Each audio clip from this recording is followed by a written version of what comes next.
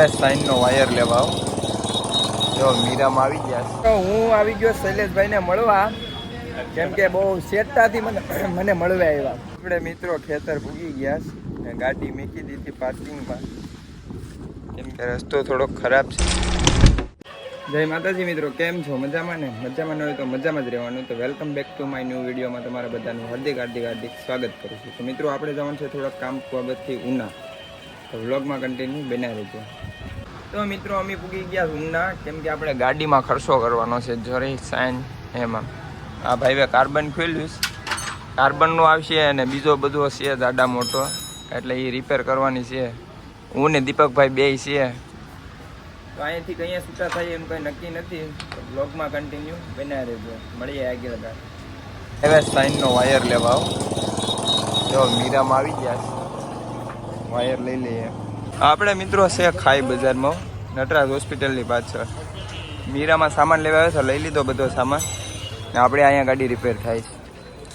ગમે એ ગાડી રિપેર કરવી તો અહીંયા પૂગી જાય. જો મિત્રો 2 કલાકથી કામ ચાલુ છે, હજી કામ પીતું નથી એમ કે ગાડીમાં ઝાઝો ખર્ચો આવી ગયો કરી નાખ્યો ને ખર્ચો બધો કરીને જઈએ કાંક લચ્છી બચ્છી પીવા કેમ કે જેમાં નથી ને વાગી ગયા છે 1 બેના રહેજો.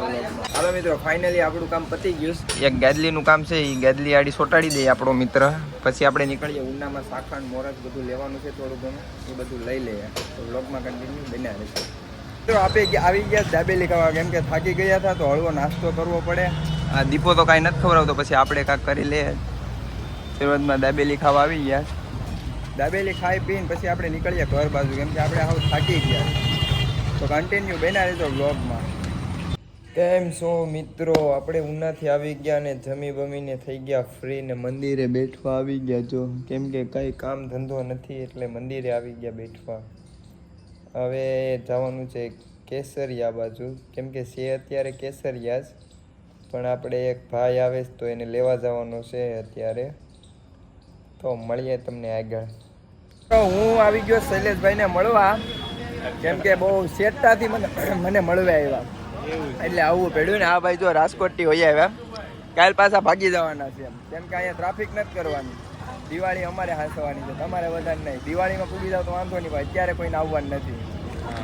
તો હાલો ચાલે આપણે કઈ બાજુ નીકળવાનું છે? હાલો દેવ એ રહા નહીં જાતા, તડપ હી એસી હે ના દેવ આ નહીં જાતા દેવ. હાલો દેવ. અમારે અશોકભાઈને હજી કારખાનું ચાલુ છે, જો કહે અમે રખડીએ. અશોકનો ઘંટિયા બોલર કારીગર બેઠે રેભાનો કાનો.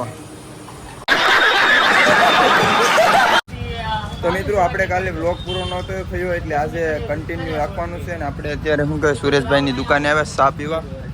ચા બા પીને પછી કાંઈક રખડવા નીકળીએ આપણે.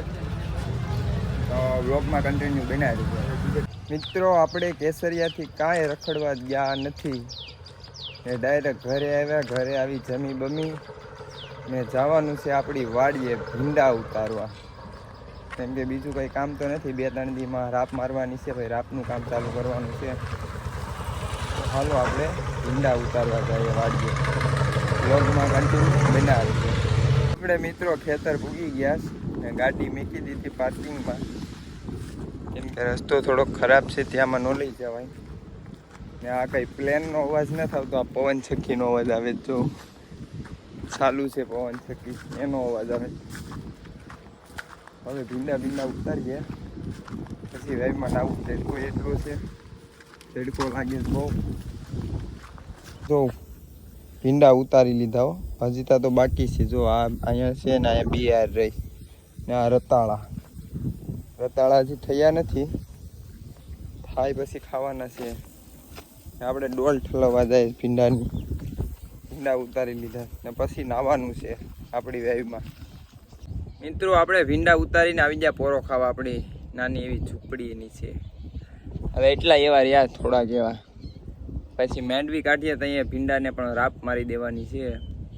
બહુ ભીંડા ખાધા ને ખવડાવ્યા.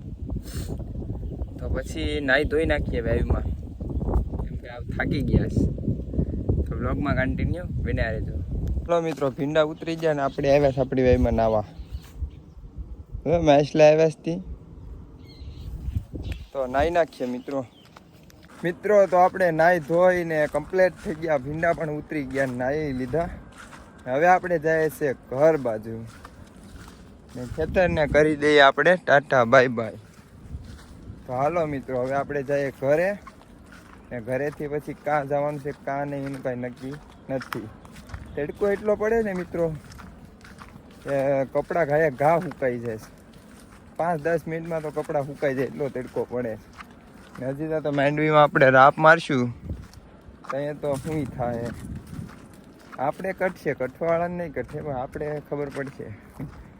તો વ્લોગમાં કન્ટિન્યુ બના રહેજો મિત્રો. તો આપણે ભૂગી ગયા છે અત્યારે ઘરે ને સીતાફળ ખાવા હોય તો હાલો. સીતાફળ આપણા દોસ્તારની વાડીએથી પાકેલા એના થા 2-3 દીથા પાક્યા, 2-3 દીથા ખાઈએ ને મિત્રો. આપણે આ વ્લોગ અહીંયા સમાપ્ત કરવાનો છે. તો વિડીયો ગેમો હોય તો લાઇક શેર ને સબસ્ક્રાઈબ કરતા દેજો ને નો ગેમો હોય તો પણ લાઇક શેર ને સબસ્ક્રાઈબ કરતા દેજો. મળીએ એક નવા વિડીયોમાં. જય માતાજી.